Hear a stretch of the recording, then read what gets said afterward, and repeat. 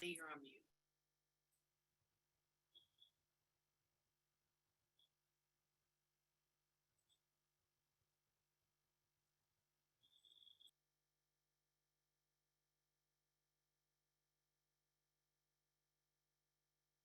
I was muted for that. Sorry, guys. Let me try that again.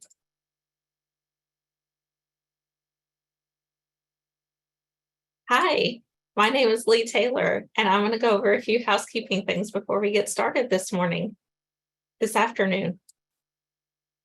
Our session today is in Zoom webinar. That means that all attendees are muted and your videos are off. We are recording the session and it will be available soon. After introductions, I will drop that link in the chat box. Please use the Q&A feature at the bottom of your screen for any questions. We will have time for questions and answers at the end of the presentation. American Sign Language interpreters will be on screen throughout the session. You may change your view at the top portion of your screen. And we are also using auto captioning this morning. If you do not see that on your screen, click the CC button at the bottom. We know that there may be technical difficulties as we've already had them, and we appreciate your patience as we encounter any today.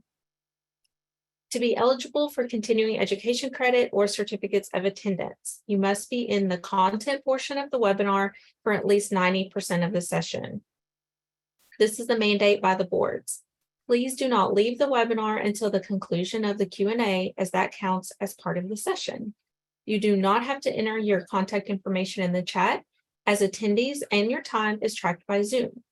You must register for each session and join with the link that's emailed to you. If you receive the link from a friend or coworker, we will not be able to track your attendance and you will not be eligible for a certificate.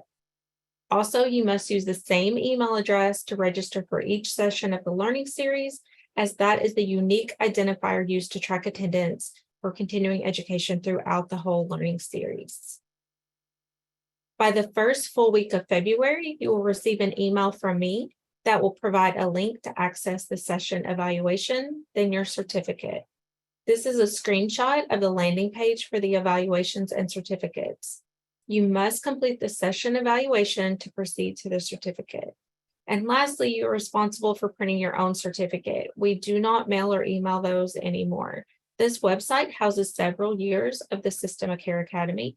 So if you lose your certificate, you can access this website at any time to print another. And now I'm going to turn it over to our presenters. Welcome, Mary and Maddie. Hi. Thank you so much. Yeah, thank you. I'll share my screen and we can get started. Okay.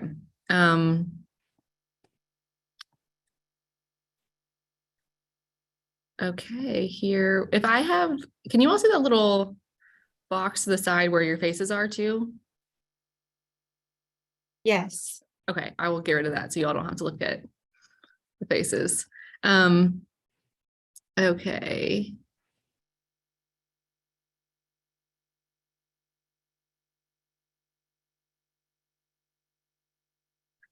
Okay, so today we're talking about eating disorders, the background, recognition, and treatment of them. I'm Mary. I'm a registered dietitian, and I work at the Louisville Center for Eating Disorders, and I've been doing eating disorder nutrition counseling for upwards of 6 years now. And then we have Maddie here. Maddie, do you want to introduce yourself? Hi, my name is Maddie Duzyk. I am an occupational therapist, and I also have a personal experience with an eating disorder. And I currently work at Cincinnati Children's Hospital. Okay, and we'll get started. Stacy on here was unable to join us, I believe.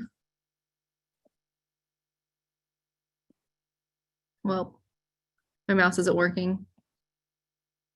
There we go. Okay, so here are our objectives for today. First, participants will understand the prevalence of eating disorders.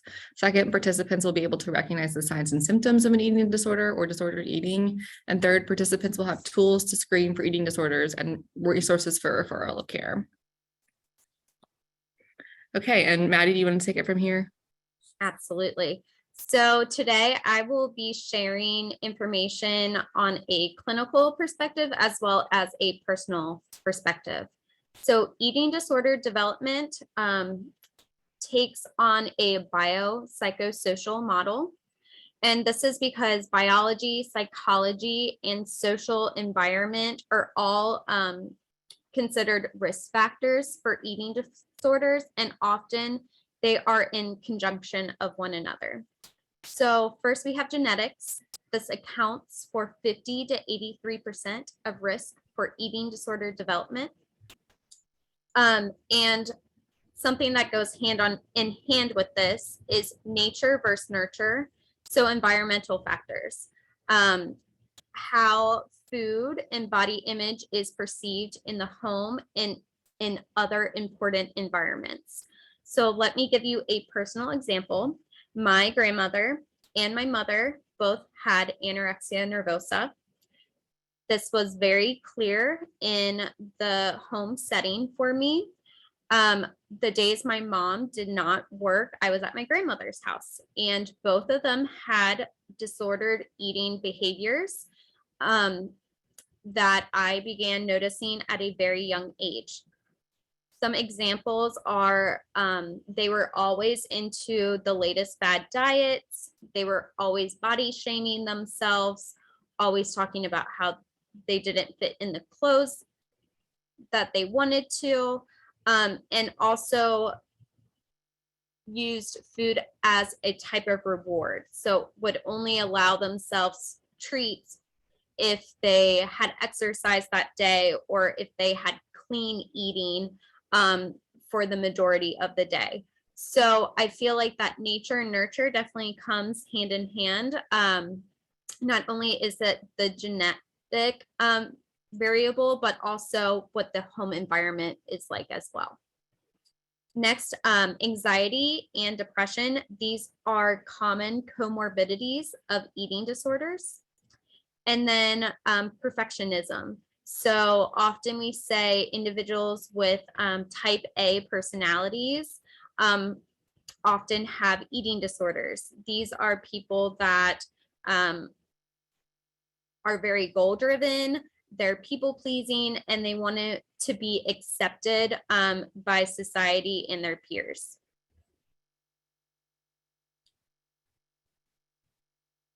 Mary, if you want to go ahead and.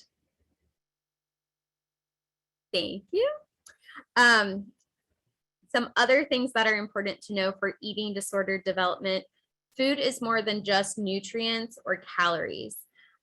So there are personal and emotional ties to food. Biologically, there is release of dopamine and endorphins with not only eating food, but from starving yourself. And food is easy to be used as a reward or bribe, right? We do this all the time with children. If you potty train, you will get an M&M, or if you eat X amount of vegetables, you can have ice cream afterwards. So as society, we are surrounded by food. Not only is it a reward or bribe, but it's also a social occupation. We consume a lot of our social activities around food, whether it's holidays or family traditions or celebrations. So there's a lot of emotions and a lot of mental well-being that are tied with food, which can make eating disorder treatment so difficult. So another thing that comes to mind is, of course, social media and media in general. Over the last several years, social media has really escalated, and I feel like it's out there more, and individuals are younger and younger who are now exposed to these media platforms. So in social media, I'm thinking Instagram, TikTok, you have these influencers who are painting these perfect lives and projecting these beautiful bodies, this beautiful makeup, and a lot of times it's filters. And here they are being endorsed by the diet industry, the fashion industry, the fitness industry, and to make their profit and to make their way of living, they are advertising these fad diets and how bodies need to look a certain way, and how exercise will make you look this certain way. And it's very toxic, not only for adolescents, but adults as well.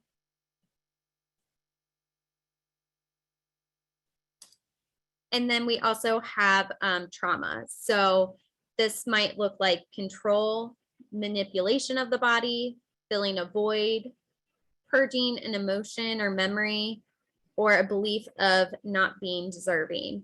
And I want to end this slide on just a quick personal anecdote.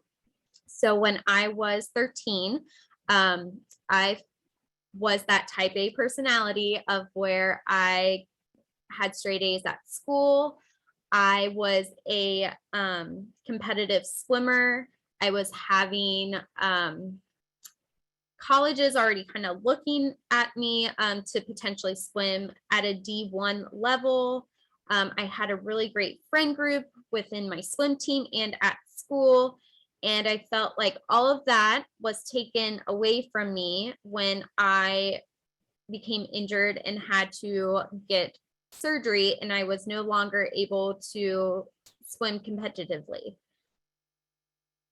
I felt like I no longer had that control. And so I went to food and food rituals to give me some of that control. And it became a very slippery slope of, oh, I'm going to eat clean so that if I get cleared to swim again, my body will be healthy and my body will be ready for this.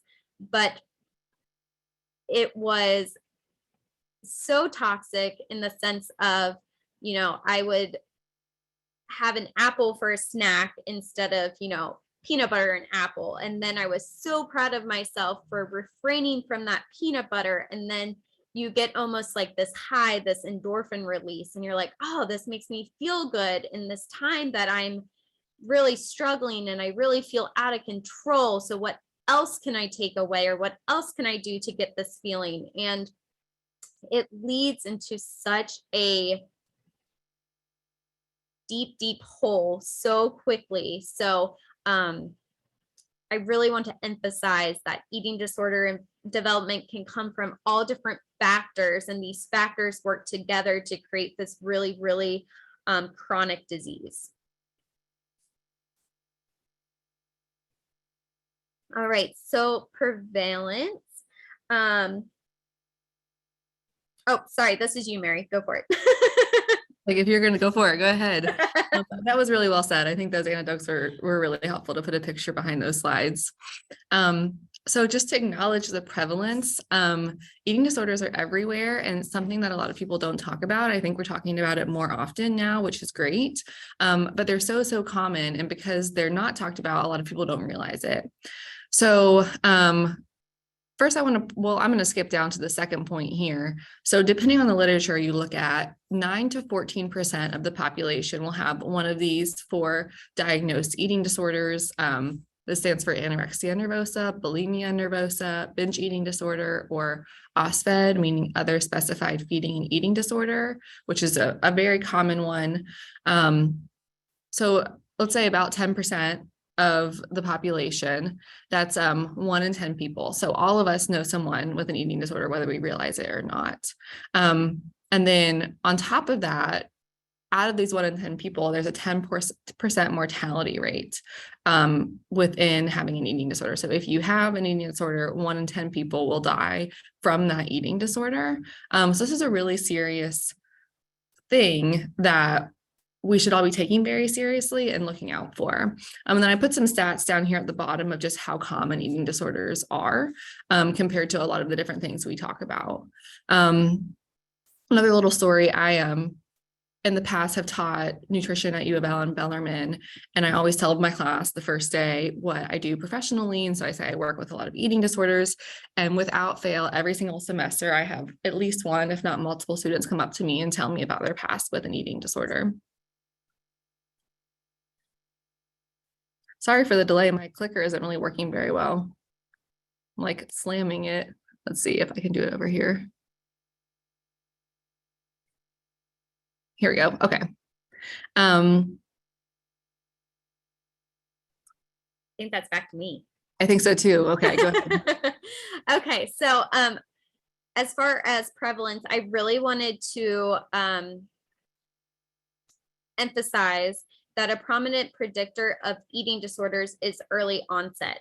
So not only did I experience this personally, but clinically as well. When I was obtaining my doctorate in occupational therapy, I did my capstone on social eating perceptions of adolescents with anorexia nervosa. And it is just eye-opening to hear these individuals speak about disordered eating and disordered thoughts, and how that foundation at such an early age makes this a very chronic mental health impairment. So adolescents, we consider this between the ages of 12 to 16 years old. We've all been there. We've all been adolescents. The odd, the quirky, you name it. It's rough, right? So there's a lot going on. Your body physically is changing. Your emotions don't know how to keep up with all these physical changes. Cognitively, you can't wrap your head on what's going on. It's just chaos. There's just pure overwhelming physical changes and emotional changes. And so what these adolescents do is they seek peer acceptance, because once they feel like, okay, well, they're kind of going through it too, so let's go through it together. And the problem emerges when those adolescents aren't being accepted by their peers. There are very high risk factors of mental health impairments if a adolescent is bullied or an adolescent does not fit in with the norm. I also think it's important that a study by, oh shoot, I had the name of them. Oh, they're Meller and Anderson in 2017. Their study found that 60% of 14-year-old females have already participated in some type of dieting in effort to lose weight. This is just absolutely heartbreaking, and I think it's really important for us to target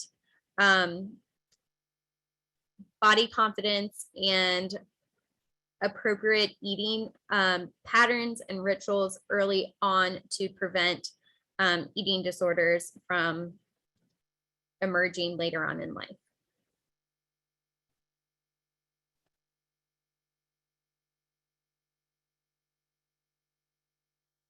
I'm trying to change the slide. If anybody has a way to change the slides without me trying to slam on my keyboard, I don't know if there's a button here or something.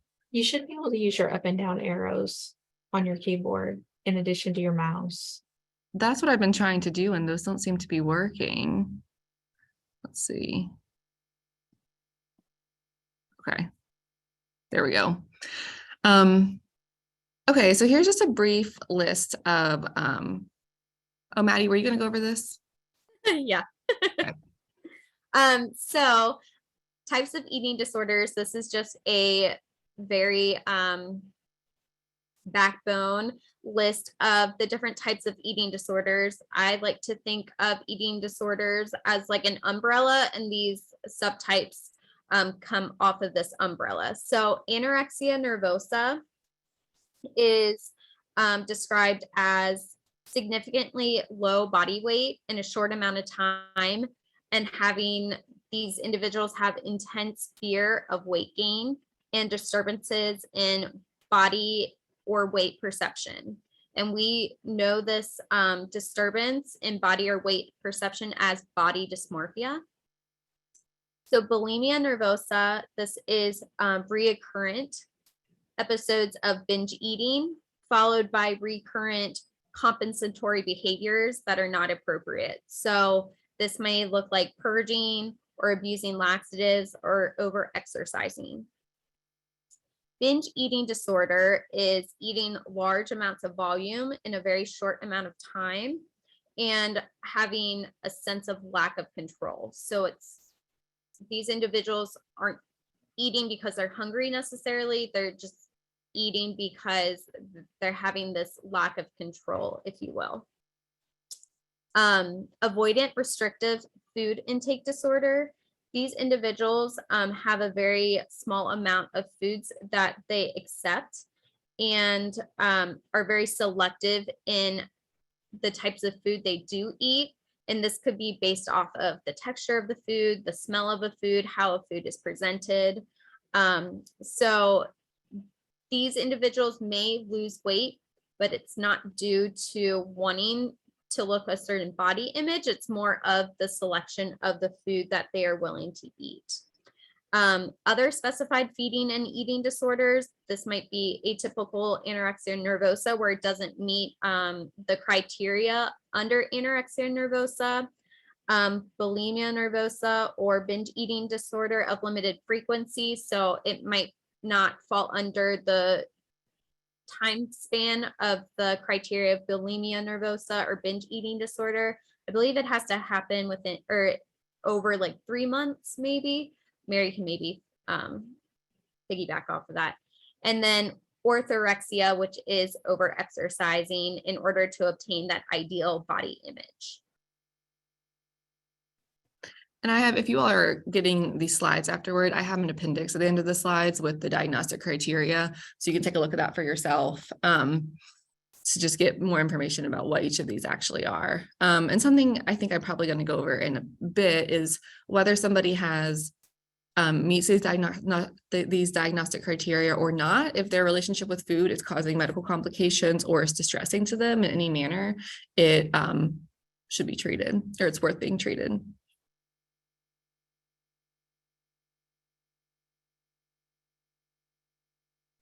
Okay, so this is to show the overlap of physical effects that can happen with eating disorders. I want to point out very clearly that I pulled this chart from a textbook that I used to use for one of my classes, and I extremely dislike the images because there's not a certain look for any of these eating disorders. So I think this shows like stereotypical what you would think an eating disorder might look like, but that's not true at all. And I have people of all different eating disorders in all different bodies.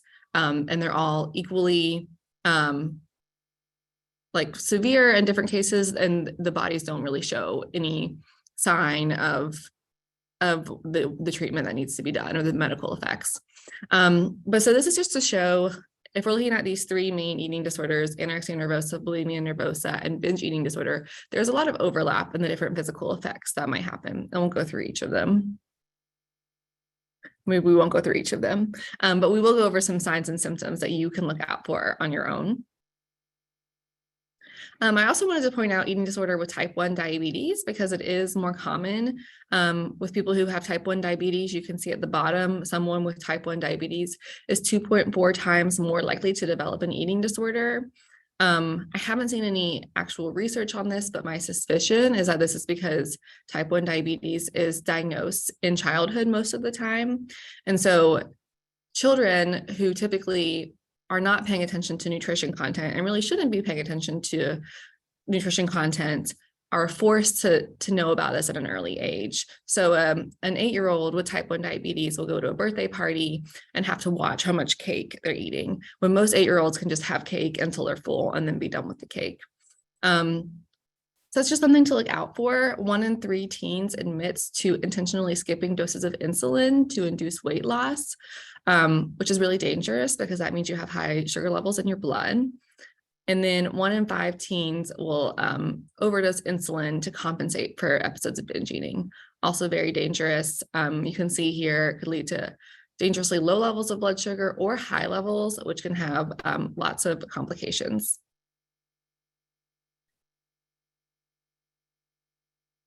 I also want to note the female athlete triad. This is actually now called REDS, or so RED like -S. Some people will still use this terminology, but the newer terminology is REDS, and that stands for relative energy deficiency in sports. That's to include men, because men can also be having the same thing happen. So the triad for females is low energy availability. So this is lack of calories and nutrition. This can be intentional or unintentional. So somebody can intentionally be having a low amount of calories to try to lose weight, or somebody might just not be eating enough because they're in a really demanding sport and not know that they need to eat 1.5, 2 times more than their peer. Or they might be thinking that they're being, quote, healthy by watching the calories, not realizing that an athlete needs all these calories to perform their sport and to continue on with their day. So low energy availability, low intake of food, lack of menstrual periods, so it's called amenorrhea. And this is why this is the female athlete triad, but this can happen in men. It's just low levels of sex hormones in men, but because they don't have a period, you don't see that symptom. So this amenorrhea, or low levels of sex hormones in general, is a symptom of malnutrition. So if you know, like a high school athlete who is missing their period, sometimes that's described as normal, and it's not normal. If someone has had their period, they should be continuing to have their period, and that's a sign of low energy intake. And then osteoporosis is the last part. So it could be, so it's just bone loss. So beginning of bone loss is osteopenia. It can develop all the way into osteoporosis. So someone who should not be having low bone density may be having it at an early age, having bone density similar to a 50 or 60-year-old because of the malnutrition that they are either intentionally or unintentionally having happen. Osteopenia is reversible, but osteoporosis is not reversible. So it's another reason this is really important to catch early, so that a 20-year-old is not damaging their bones to where they're going to have osteoporosis for the rest of their life. I tell my younger clients when they are missing their period, which would then lead to bone loss, or they know they have osteopenia, that it's really important to get as much calcium and nutrition in general for your bones as you can when you're younger, because we build our bones up until we're about 30, mostly until we're 20, and then a little bit until we're 30. And then after that, you continue to just lose bone density for the rest of your life. So you want your bones to be nice and strong so that you don't accidentally get osteoporosis early. And then this link I really like, you all can follow it. It's a PDF of what is considered, quote, normal eating. And it's really basic. And it just says some simple statements of what would be, quote, normal. So normal eating is eating fruits and vegetables and proteins and grains. It's also having treats here and there. It's also sometimes getting occasionally too full or occasionally not eating enough just on accident. We can't perfectly fuel our body all the time. But most of the time we eat when we're hungry, we stop when we're full, we have a variety of things. We enjoy social eating. It's just a good reference to see, okay, what is, quote, normal when our culture has made such a big deal out of different styles of eating.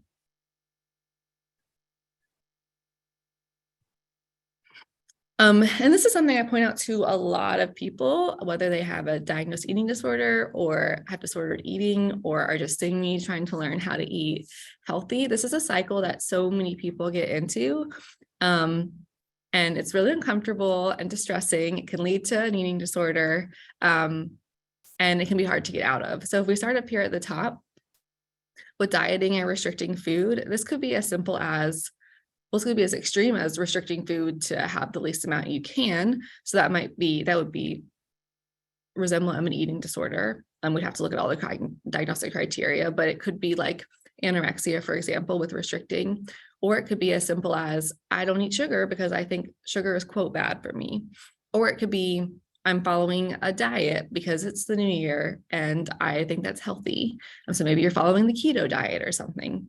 Well, eventually we get to the second bubble and craving will hit, or just genuine hunger. So if you're not eating enough, you're just going to get hungry, even if it's an accident.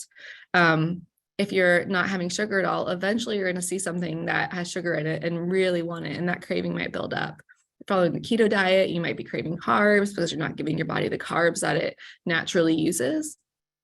And that will build up and then eventually will lead to overeating or binge eating. And that again could be as simple as someone who's heavily restricting, having a little bit more than they want to let themselves have, but really their body needs.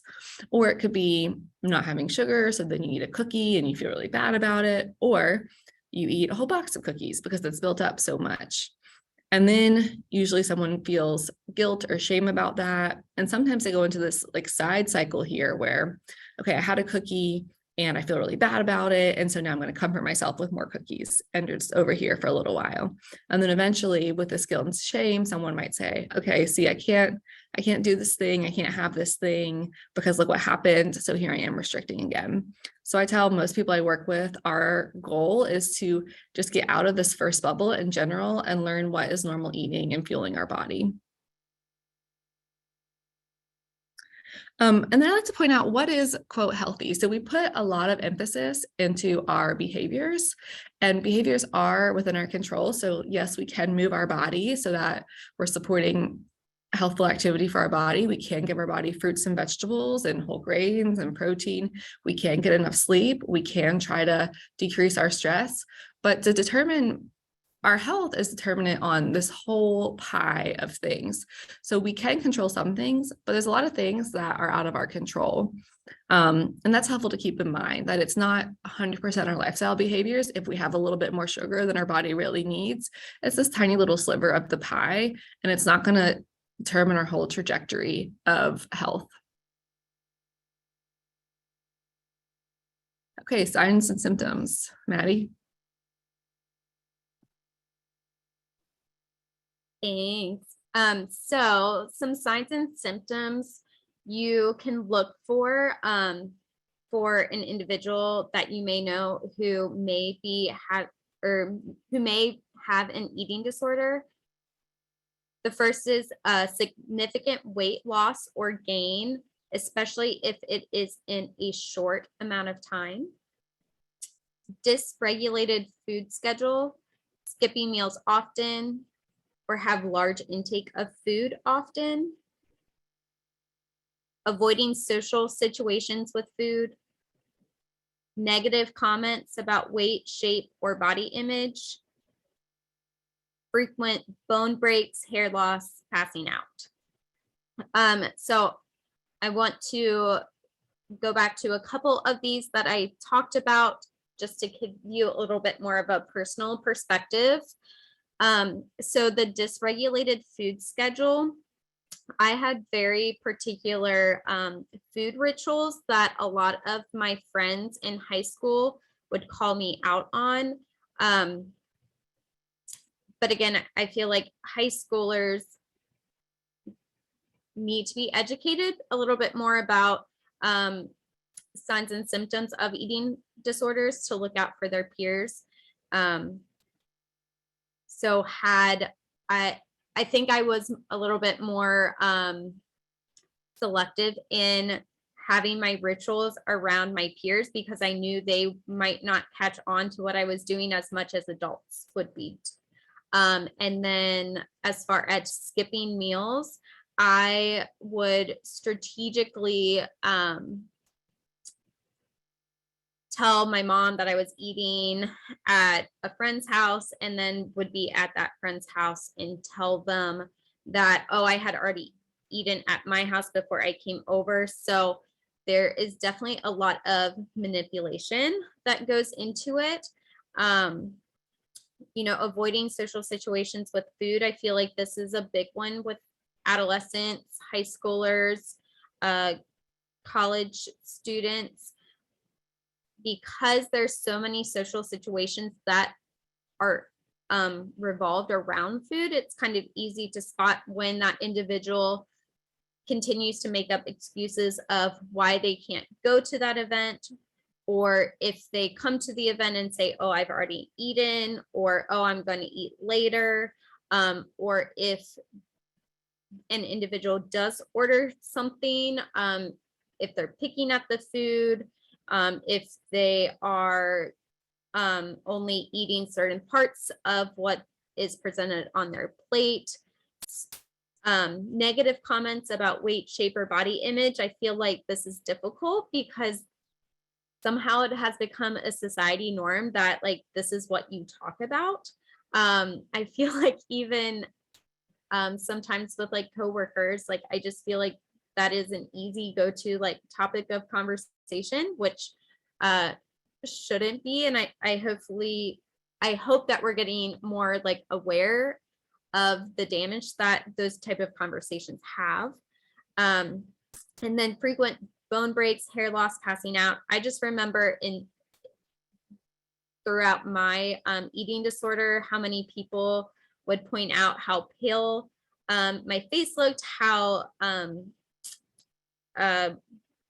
gray they would describe my skin to look. I was constantly losing hair. My nails were breaking all the time. So I think these are definitely important key signs and symptoms to look for an individual who may be having who has an eating disorder. And then this link at the bottom gives some more warning signs and symptoms just in fuller detail. Yeah, that's a great little PDF you can print out and keep around you to reference or give to other people for things to look out for.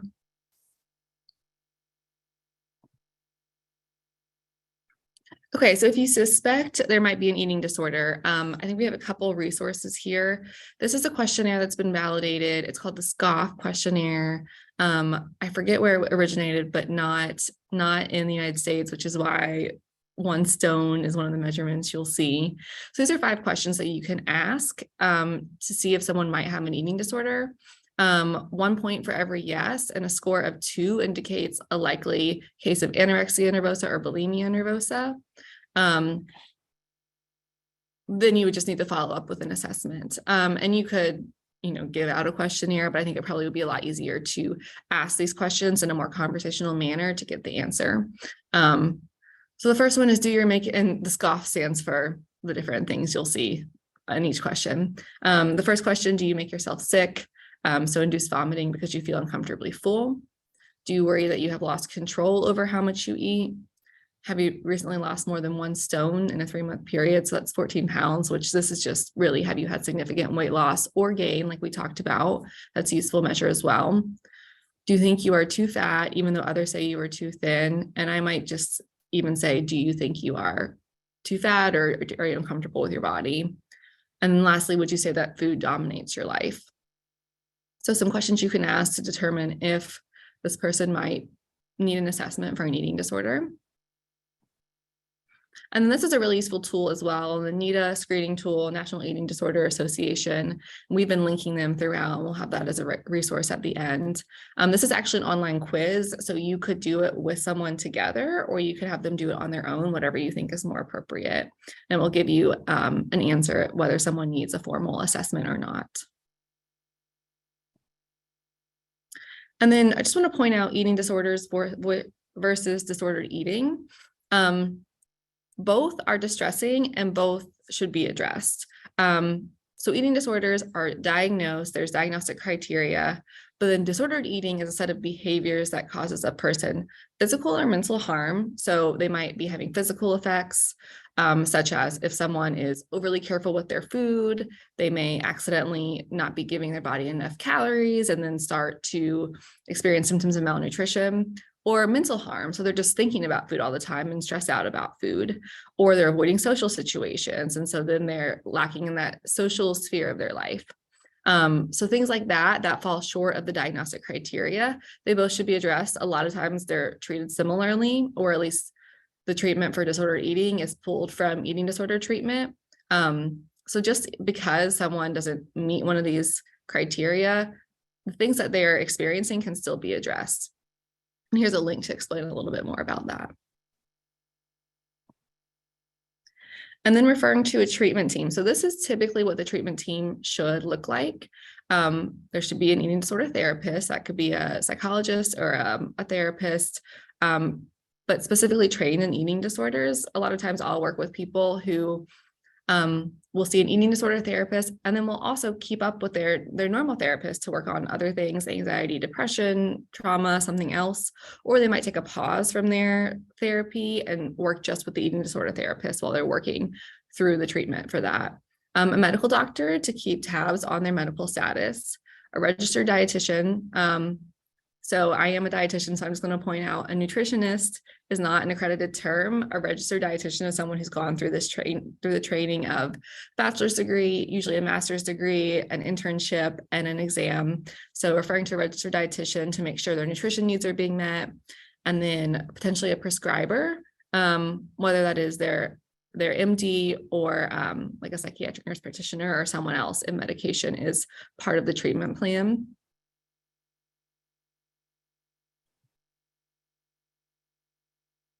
Okay, and then how to support someone with an eating disorder. I didn't realize those were tabbed. Okay, Maddie. So how to support someone with an eating disorder? I think going into it, Mary does a really great job highlighting an eating disorder is an illness. So when approaching somebody who you may suspect has an eating disorder, please remember it's not a choice, it's an illness. So how to talk to someone with an eating disorder: set aside a time to talk. Make sure that it's personal and in a private environment or setting. Communicate your concerns. Encourage seeking professional help and offer to accompany that person. This was the biggest thing for me during my personal journey. So I was seeing a registered dietitian to appease my family. And I'll never forget, I was weighed. I was, telling her about my last week. And she just looked at me and expressed her concerns. And she said, I think there's we need to do more. And I need you to go see a physician. Do you have a primary care? And I said, oh yeah, I'll call him later, just kind of appeasing her and trying to manipulate the situation. And she's like, well, how about you sit here? I'll sit here with you while you call and schedule that appointment. And that was huge. For someone to keep me responsible for those actions. And so she sat with me as I made that appointment. And then she said, great, now who are we going to call to make sure you can get to that appointment? Okay. So can never thank her enough for being there and just being that extra step of sitting with me and giving and making me accountable to get the help that I needed at that time. Be a supportive listener. It's okay if you don't know what to say. A lot of times people just need you to listen and to be an active listener and just give them your full attention. Try to avoid shaming or blaming. Do not say things like just eat. Why can't you just eat this? It makes me upset when you vomit. You look too thin, too fat. You look bad. Again, an eating disorder is an illness. It's not a choice. Do not comment on weight or what someone is eating, even during recovery.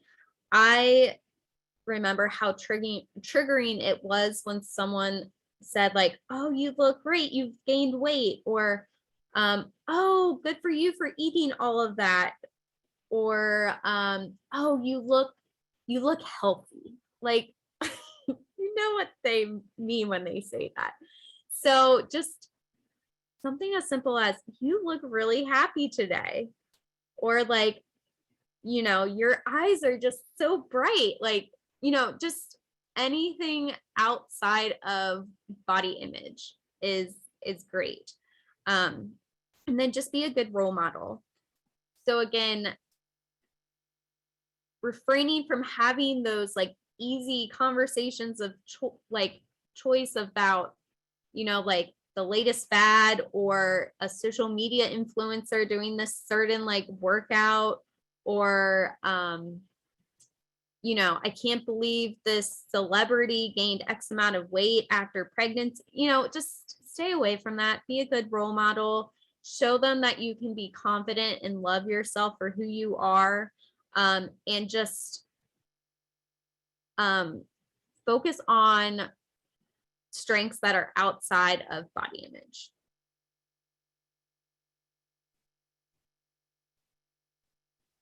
And then I'm going to go a little bit into the different types of treatment and what treatment might look like for individuals with eating disorders. So there's inpatient hospitalization.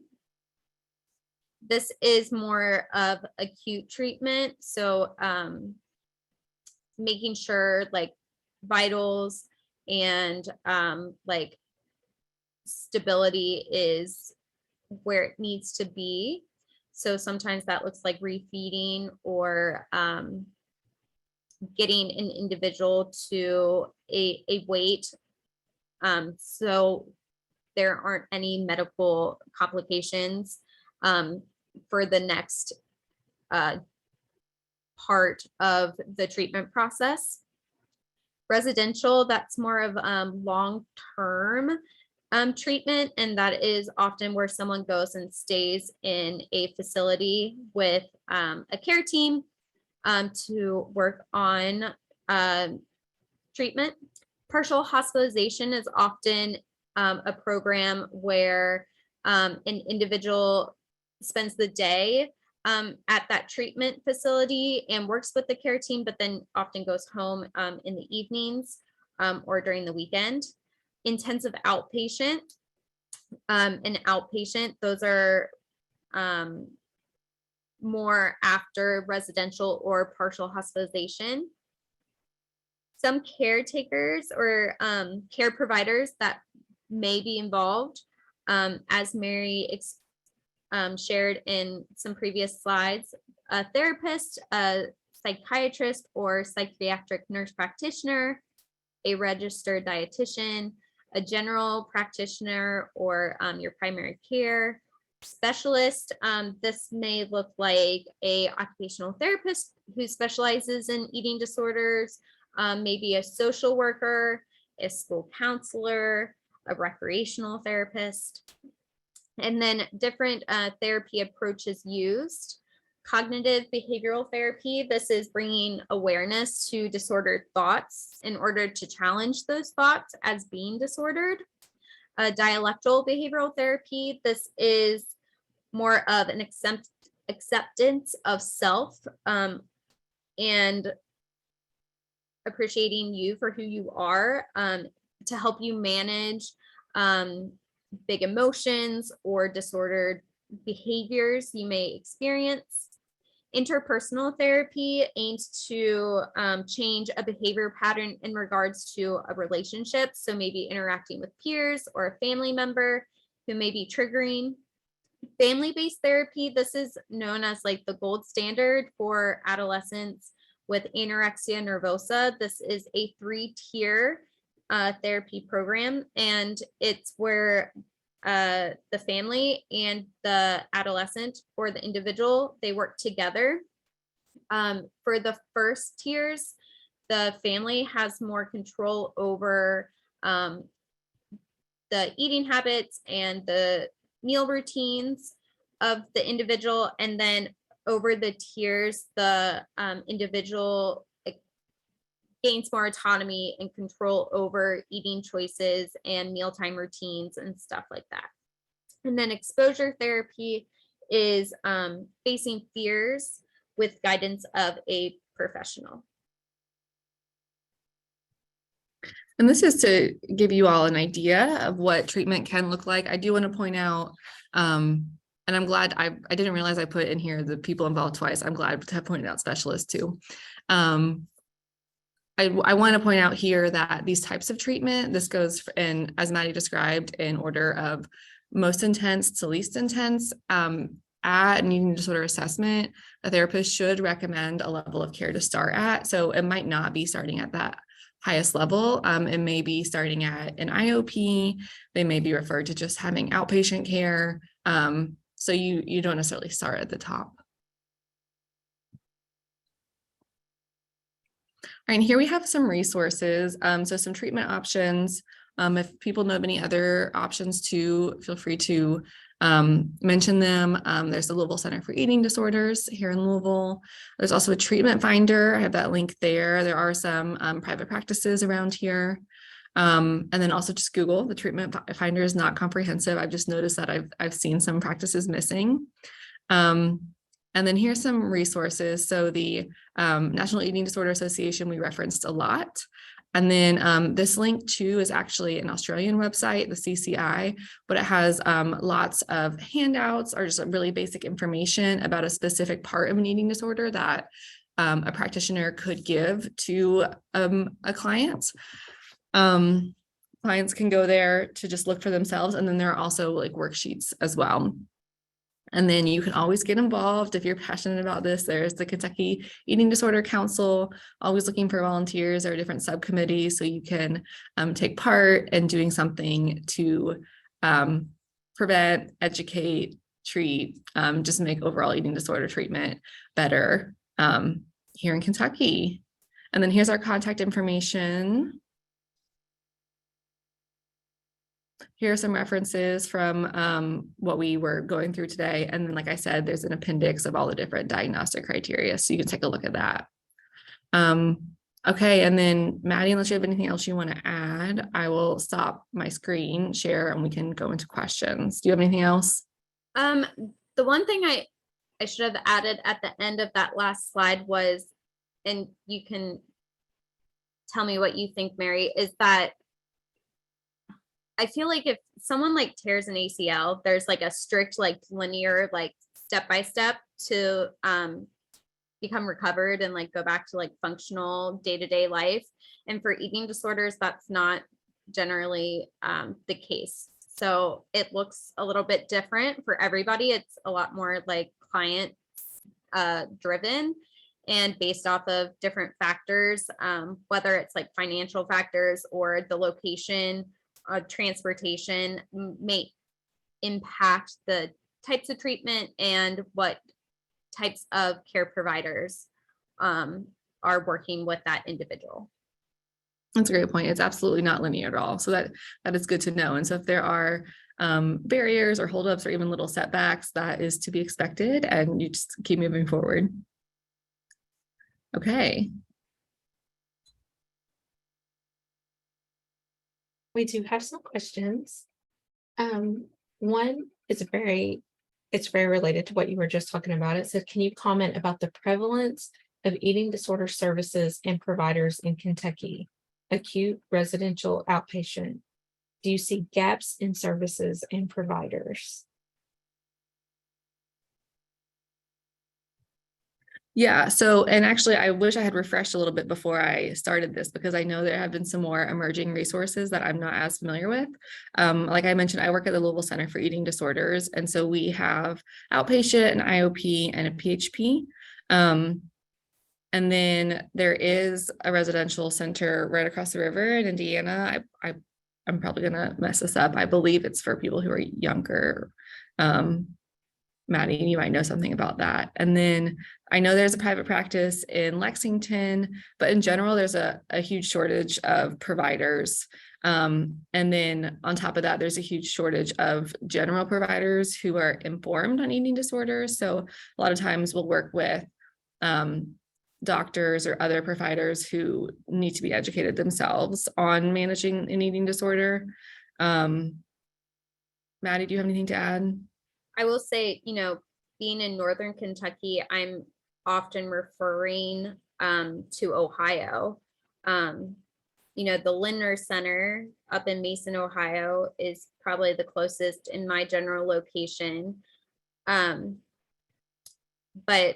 I think that goes to speak volumes of if you're not in like these primary cities, it's definitely difficult to get the treatment that you need. And on top of that, because there's so few resources, I can only imagine how overfilled or overwhelmed they are, just with the amount of individuals that they're getting on their caseload. Additionally, and if this isn't obvious from what I said, there in Kentucky, there's no residential programs at all. So if someone needs residential treatment, they have to go out of state. Someone commented, are you aware of resources for helping individuals access treatment? The closest provider on the NIDA website to my city is 120 miles. Yeah.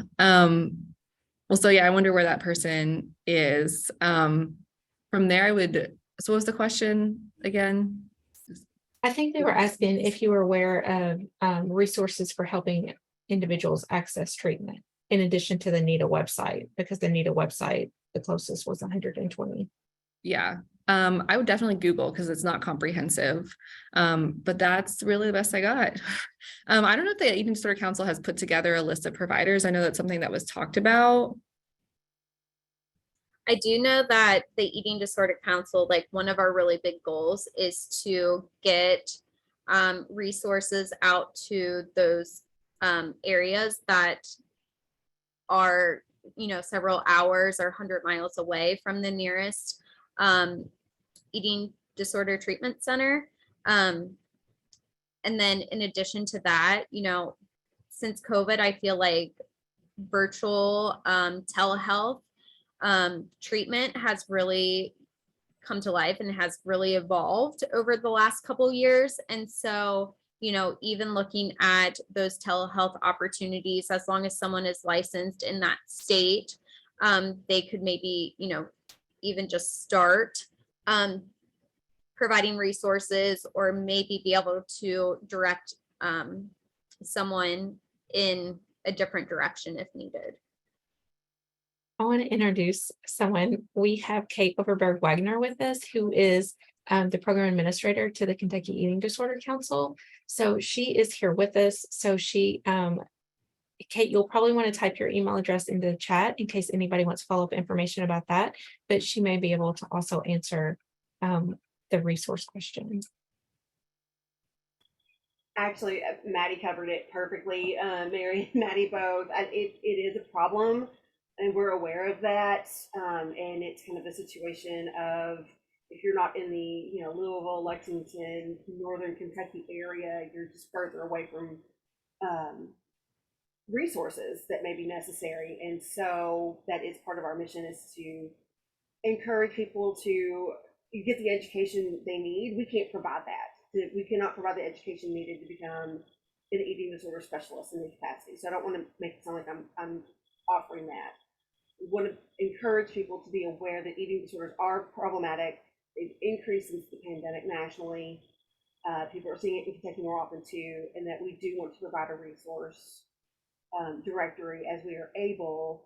The tricky part is, as I understand, and Mary and Maddie, you may have some information that I don't have on this, but my understanding is that no treatment for an eating disorder is actually safer than poor treatment for an eating disorder. If a provider does not understand the complexities and ins and outs of what it means to have an eating disorder, they can wind up doing more harm than help. So it's really worth learning about what qualifies a person to say they are an eating disorder specialist. Yeah, that was a good way to put it, Kate. Okay. Someone asked, they said, we have a comprehensive assessment in which one question is clients' behaviors, thoughts, and perceptions about food. How would you suggest one ask the client in a way that they would understand? That's a single question on this person's assessment. Yeah, clients' behaviors, thoughts, and perceptions about food is the statement in quotes.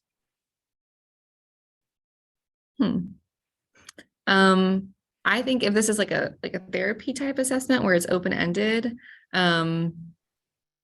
That's a great question. I probably would start with something like, what do you think about when you're making a meal or something, and just continue to ask probing questions and elaborate. So I would probably ask with something pretty simple at first and then probe a little bit. Maddie, what do you think? Ooh, I feel like that question is like asking, because I feel like your behavior slash and your perceptions about food like should be two different questions almost. So that's a hard one. I don't know.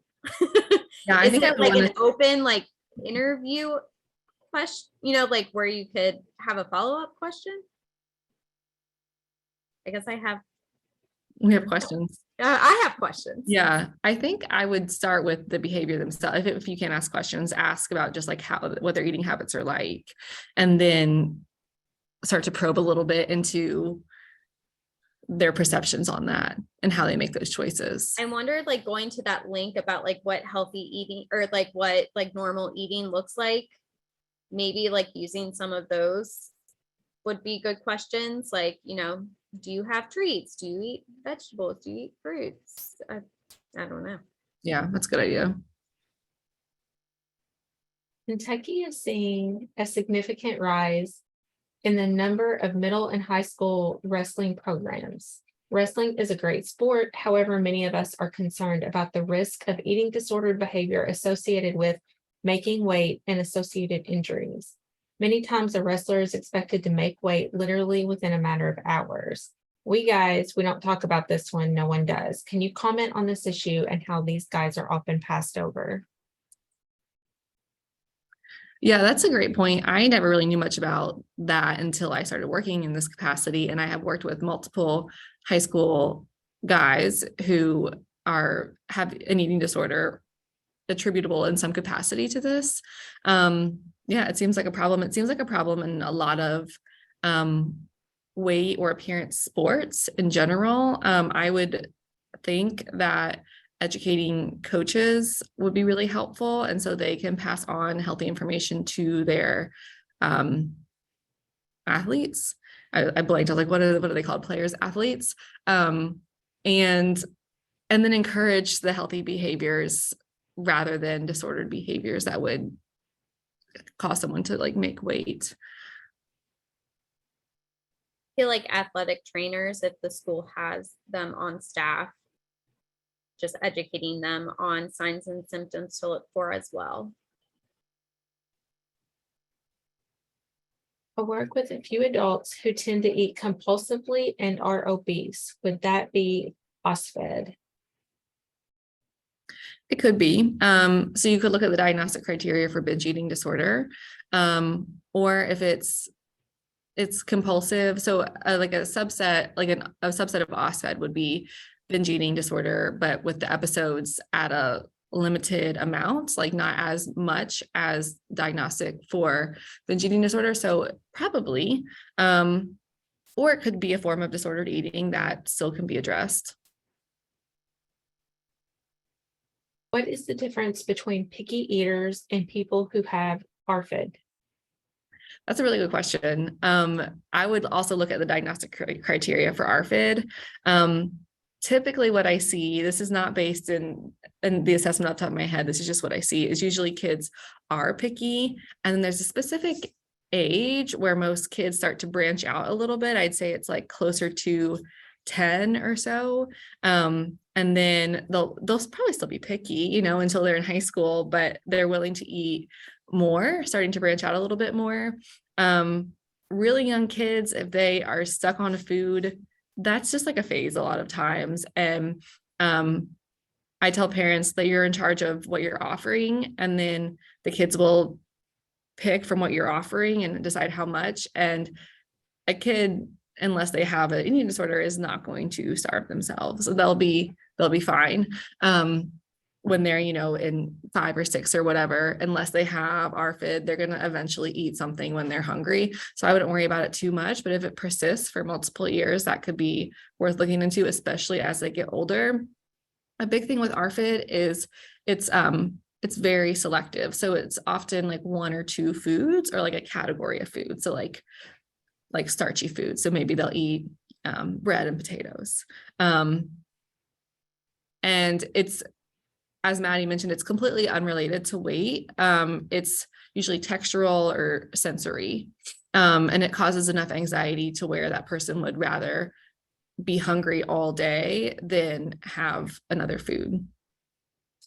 And to kind of piggyback off of Mary, so as an occupational therapist, I work with ARFID as well as picky eaters. And Mary, you can tell me if you have noticed this in your practice, but for ARFID, it's a lot of like fear-based. Like these kids that I'm seeing, they have goals, like they want to expand their eating, but like the fear is really like preventing them from doing so. Mm-hmm. Yeah, Whereas like my picky eaters, it's more of like a control thing.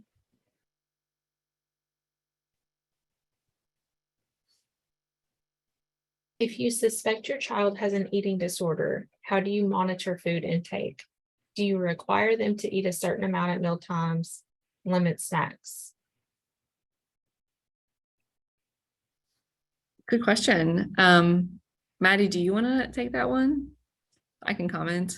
I mean, I have like personal, like, I'll have you go first. You go. All right, that's why I asked this. I got personal experience. It's just a really slippery slope. I would be careful because the last thing you want is to exacerbate it.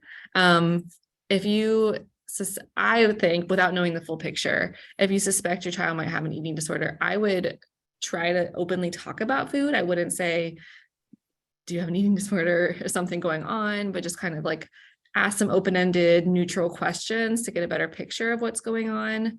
And then it might be worth starting to see a therapist to look into it. If from what you're saying, if they are, you said stick to only meals and limit snacks or something, it's like you could be a good role model and say encouraging things like, if we eat, our meal, we're going to feel nice and energetic. All these foods are so nourishing. They're going to make us feel good and have like a clear brain, and your schoolwork will go easier, things like that.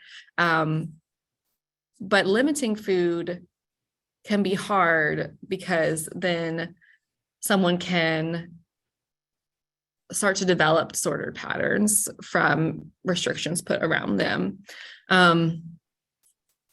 So I would maybe try some of those things in a really neutral way. And if it seems like your child has a tricky relationship with food, it wouldn't hurt to talk to a therapist about it. And maybe you've caught some disordered thoughts around food really early, and it can be talked through, and then they can move on.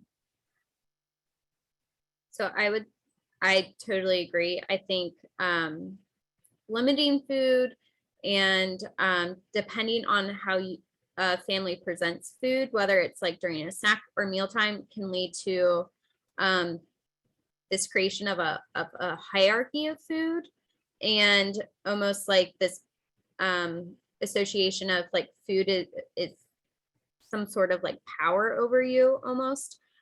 So I would definitely agree, like being a good role model. And then if you don't know what that looks like, as the parent, go look for resources or go, ask for help from a professional to show you what that environment, that positive setting around food should look like. Yeah. Something else I think can be, I'm not a parent.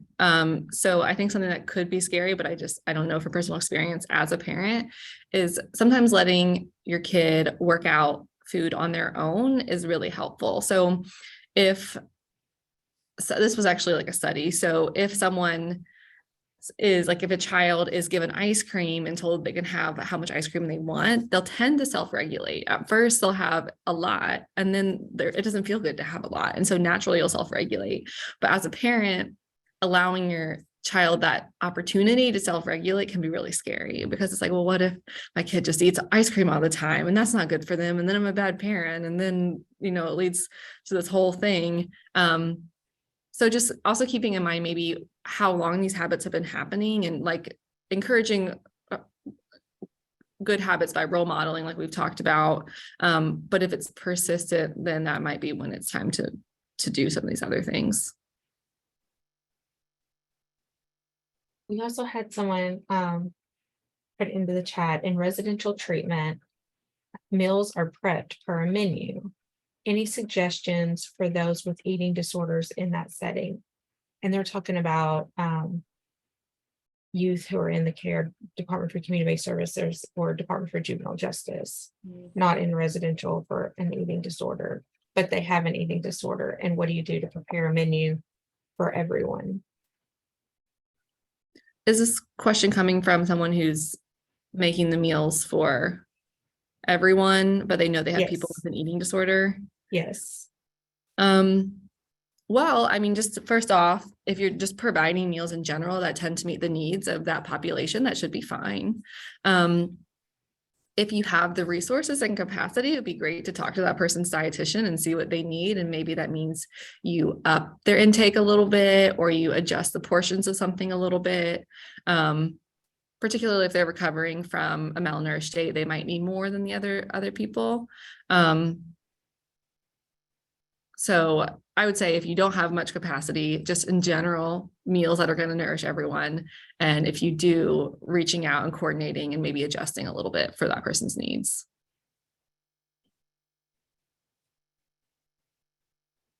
Do you know where professionals can find more in-depth training certifications about eating disorders? That's a good question. I think probably multiple people on this call will have an answer to that. I would go to your, whatever profession you're in, that professional website, and see if there's training. So like if you're a dietitian, there are some resources specific to dietitians. If you're a doctor, there might be resources specific to a doctor. If you're a certain type of therapist or specialist. And then the NIDA website might have some resources that we've been talking about. And then there's also an association, the International Association of Eating Disorder Professionals, IAEDP, has some webinars. And then I think there is another organization that has webinars that, Kate, you've been sending out.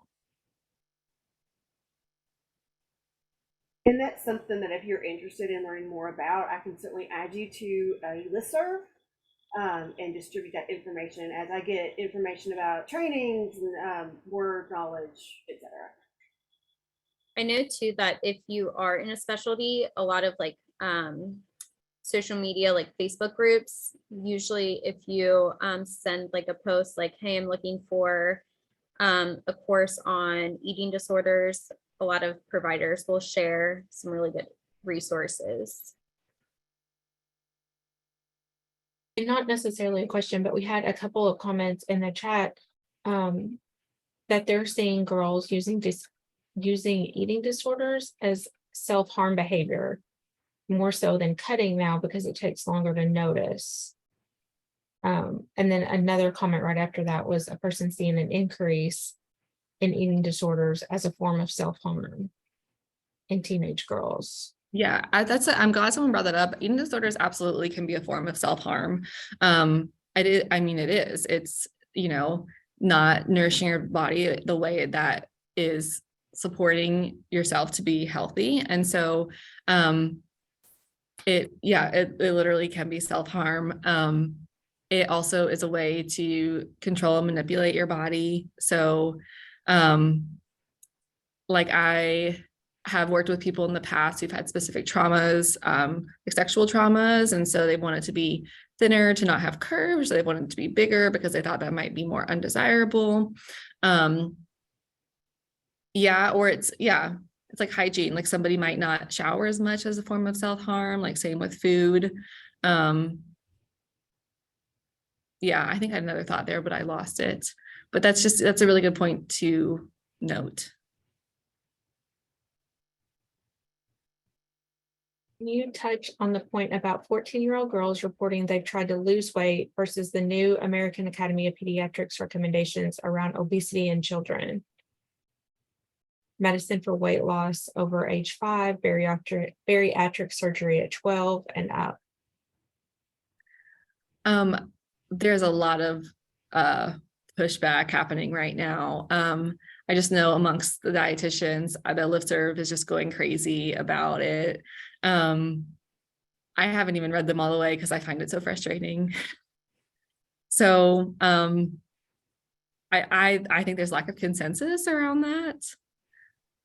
Maddie, do you have comments? I'm gonna be honest, this is really the first that I'm hearing about it. So Yeah, can you, so like share a little bit. yeah, so it's the Academy of Pediatric something. I can't remember. It's mostly doctors, I believe, set out treatment guidelines for overweight, obese children. And it does talk about weight loss and dieting. Mm, Yeah, in the past. So we all know anecdotally that bodies change as someone goes through adolescence and into their teen years and puberty, and that's part of the process. And bodies will start to shift as one grows into themselves. I think that might be why some young teens start dieting, plus it's like a norm. And it really can get in the process of developing. So yeah, the fact that those guidelines put out like weight loss recommendations is alarming to me. and I think it just goes back to just having that terrible like negative foundation around like food and what like good eating habits and everything, you know, if you're already trying to diet at such a young age, you're Yeah. just Yeah. And like I kind of mentioned a little bit about what is healthy. So like we know that feeding our body nourishing foods is healthy. And so for everybody I work with outside of eating disorders, like if someone sees me as an adult just for healthy eating, I never focus on weight. And if someone is interested in weight, I always say, if you have healthy behaviors, the weight that's healthy for you will follow.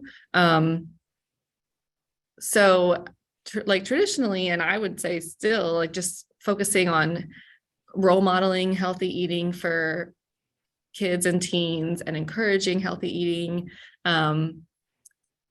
would be best. Someone asked, have you seen teens using a lot of diet meds or drugs to manipulate weight? I have a young lady who I'm concerned is using meth for the benefit of weight loss. Meth? I haven't heard that. I can see it. I mean, I know people will use different things to suppress an appetite. I mean, caffeine is really common to suppress an appetite. That's obviously not the same as meth. Like diet drugs, so like diet pills, I've seen a lot. I know that cigarettes can suppress an appetite too. I haven't seen meth though, but I guess it doesn't necessarily surprise me. Anybody else?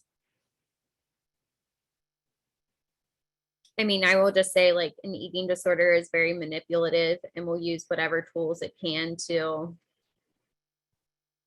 take advantage. So that That's doesn't true. surprise me. Someone in the comments just said that they have seen that. So there you go.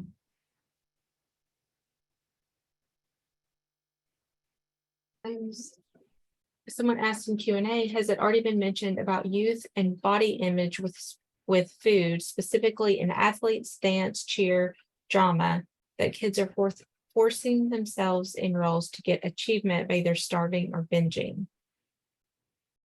Yeah, especially, I mean, I feel like in most athletic fields that are like that, but particularly in high school and maybe in college, maybe, yeah, it's really common. I think the more we can communicate to people in general, health and how to support themselves and also themselves as an athlete, and then communicate to the people around athletes, so their coaches, teachers, if it's in high school, to encourage healthy behaviors would be great. But yeah, another point is if someone is trying to be their best athletic self, like I know it's common for runners to want to lose weight, to be faster. They think they'll be faster if they don't weigh as much, but actually they'll be faster if they're nourished.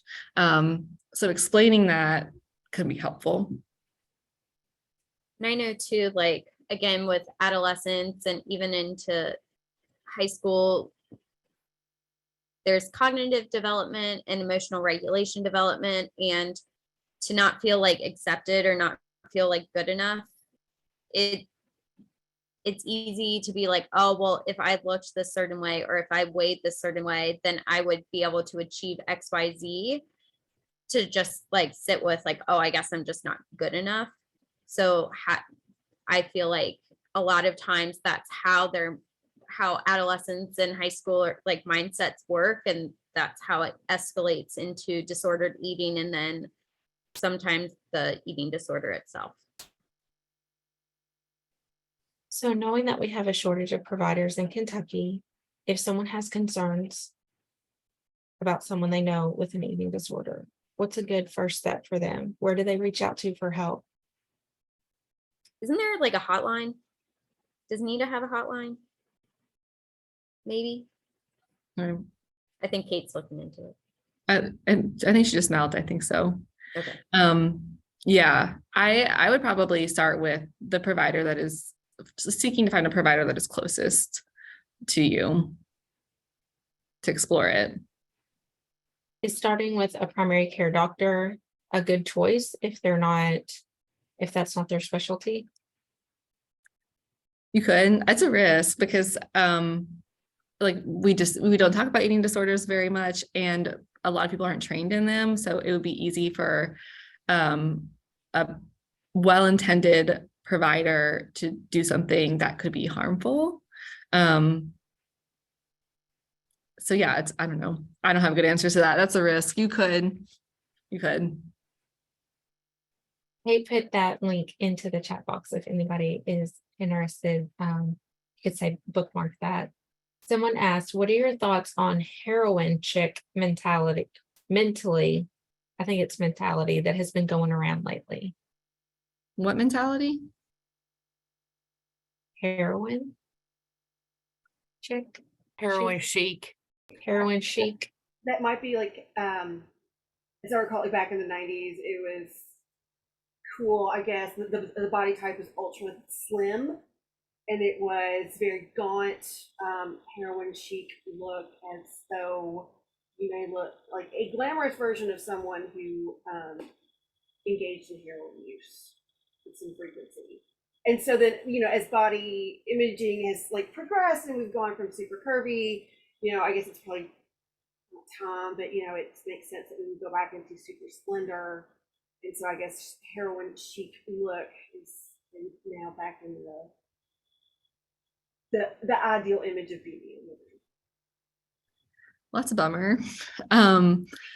There's like a blog post that some of the therapists I work with use. I can't remember it off the top of my head. You could probably Google it, but it goes through like the trends of body types from different years, which is really eye-opening to think about. Like if really thin is going to be in style right now, like, recently, like really big boobs and a really big butt was in style. And then at one point it was more of like an athletic look.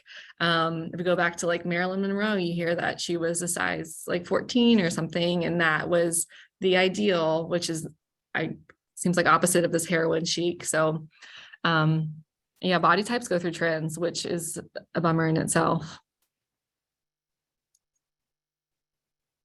It's like our genes. Right. I do not see any more questions in the chat. If anybody has any more questions, go ahead and pop those in the chat or the Q&A really quickly. Just a quick reminder that during the first week of February is when you'll receive a link for the session evaluation. You will not receive that this week. It will be the first week of February. And now we have a question. If an eating disorder was started due to a family pressure to stay thin, but has been maintained due to medical issues with stomach acid in adolescence, should it be treated as an eating disorder or a medical condition? Do you want me to read that again? Yeah. If an eating disorder was started due to family pressure to stay thin, but has been maintained due to medical issues with stomach acid in adolescence, should it be treated as an eating disorder or as a medical condition?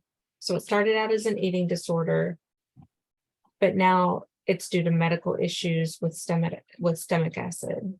I feel like it's got to be like a interdisciplinary team approach at that point. You know, sometimes like for eating habits and disordered eating can cause like those like medical complications, and then it's just going back and forth. It's almost like a dance that way. So I feel like with any eating disorder that you're treating, it's got to be an interdisciplinary approach. There's got to be multiple providers with different strengths on deck to just help the overall person's well-being. Yeah, and it's very common for eating disorders to be exacerbated or started by a medical condition even. So you just have to address both of it. But if the eating disorder is being maintained, and it's not gone, and then something else has happened, like definitely both. You've seen banding with middle school girls and teens to reduce stomach and breast size. Yeah. Yeah, so like banding your body to try to become smaller. Yeah, I have seen that.